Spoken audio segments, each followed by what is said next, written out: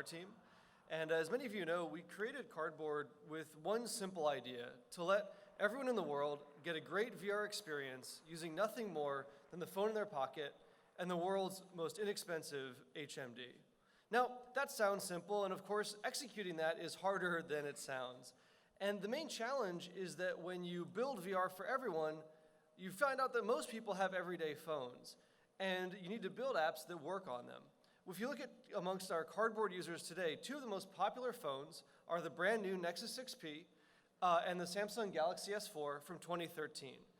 And of course, when you think about covering that range of devices in VR, the number one thing we think about is simulator sickness, right? If older phones mean lower performance means higher latency makes users sick, and we never want to make users sick.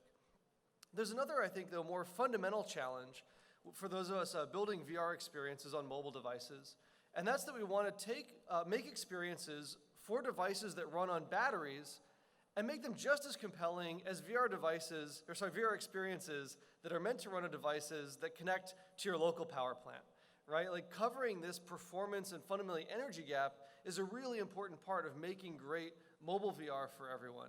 We've learned a lot about how to do this over the last couple years at Google, and I'm going to share 3 techniques with you today. The first one is to do with lens distortion. So lenses are what make essentially VR possible. They're what allow you to just take a screen that's just a couple of inches from your eyeballs and feel like you're looking out onto an expansive world. But they have a downside, and that's that these lenses actually warp the picture that you're looking at. When you view VR through a lens, what should be a straight line becomes curved. And the way you fix this is actually you counter warp your image, which most people do in 2 passes. You render your image normally, and then you post-processing to counter warp it to compensate for the lens.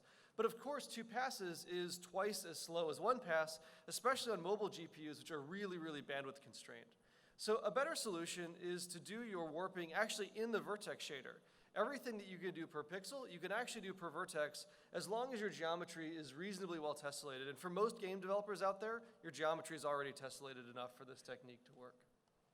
Second thing I want to talk to you about is spatial audio.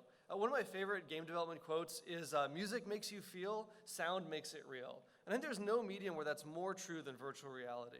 So if you want to really create an efficient sense of presence in your VR apps and games, go for broke with the audio.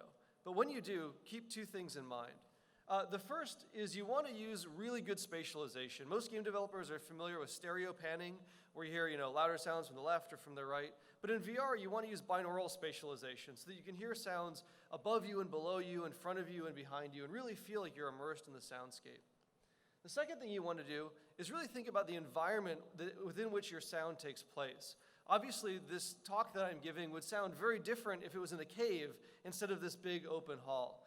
So when you're modeling your sounds, model not just the spatialization, but the environmental rendering and environmental characteristics that your game is set in. Lastly, I want to talk to you about HD 360 video. VR video is an incredibly powerful narrative device. If you want to quickly tell a story in VR or create a sense of presence, there's no better way to do that than using 360 VR video. The challenge is that VR video is really demanding. It needs a very high resolution. You want to have it like 3K or 4K on a side. And it's really high bit rate. Good VR video starts at about 2.5 megabytes per second, which is a lot to pack into your APK or to stream from your server. There's a bigger problem, actually, which is that a lot of phones can't actually decode video higher than 1080p. So even if you have great content and you've packed it into your APK, some phones won't be able to handle it. To solve that problem, we're going to cheat like crazy in this way. So the first thing to realize is that most video is actually largely static. In this example video frame, the gorilla is moving, and we're really interested in his movements, but the trees in the background are functionally static. So we'll start with a single static frame of our video, and then we can actually build video just of the interesting parts that move by stacking the moving section of the left eye and the right eye on top of each other. You combine that with a static alpha mask, because video on mobile doesn't actually support an alpha channel. And then you can build a little simple optical compositor to composite the static background with the dynamic moving video pieces, project those onto a sphere for either eye, and congratulations, now you have highly compatible, highly performant, 10:1 compressed VR video for smartphones. If you're interested in learning more about any of this stuff, please check out the Cardboard SDK online, which has examples and code support for all this stuff. And with that, I'll introduce my colleague, Eitan.